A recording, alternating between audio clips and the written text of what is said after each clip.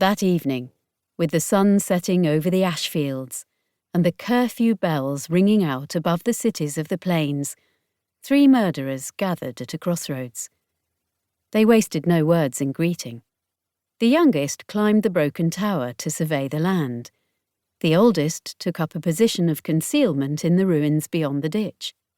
The third, the bandit captain, strolled to a concrete slab that lay amid the sagebrush and black foxgloves beside the road. He lit his pipe and sat at ease, waiting for travellers to come to them. The crossroads was a good place for an ambush, which was why the bandits had selected it. The tumbled walls of the old watch-house provided cover, while the surviving tower gave a clear view in all directions. They were close enough to the towns to guarantee foot traffic, and far enough away for the militia not to bother them while they chatted with their prisoners. Also, there was a ravine nearby where the bodies could be tipped. The bandit captain enjoyed his work, and waiting was part of the pleasure.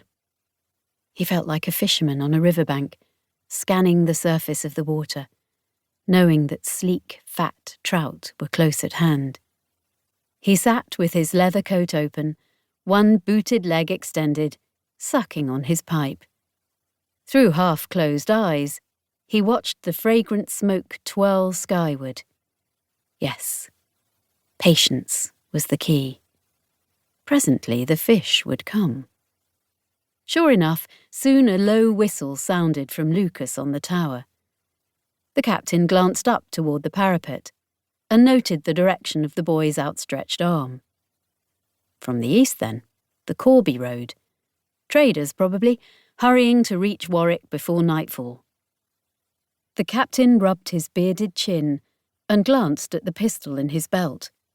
From Corby might come spices, furs, black tektite jewels.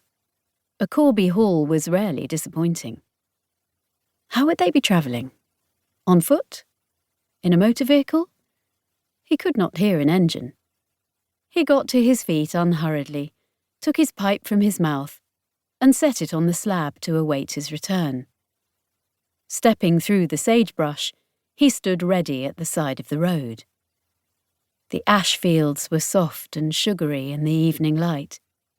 Long shadows, sharp as coffin nails, stretched from the pines behind the ruins. To the east, the shadow of the tower was a slash across the red-brown earth. And now 2 bicycles came into sight, making for the crossroads. The bandit captain frowned in mild surprise. Bicycles were not unusual in the safe lands, but the Corby road was long and arduous and had deteriorated in the period of the rains. As he watched, the lead bike weaved smoothly to avoid a pothole. The one behind swerved at the last minute, teetering on the brink of disaster, righted itself, and rushed on. Both riders were heavily laden with rucksacks and packages. Despite this, and even at a distance, he could see how slight they were. If they were young, this suggested further possibilities. There was a slave market in Warwick, and the bandit captain was on passable terms with its overseer.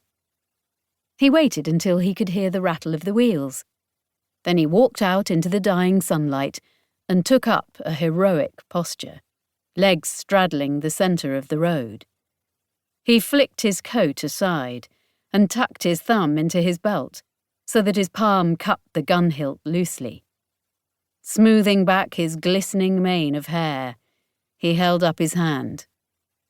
The leading bicycle came to an abrupt halt, wheel twisting, raising a cloud of thin red ash. The other nearly collided with it. With a squawk of woe, its rider veered away and skewed to a standstill too, his rucksack pitching drunkenly to the side. They were young. A blinking, bewildered, dark-haired boy.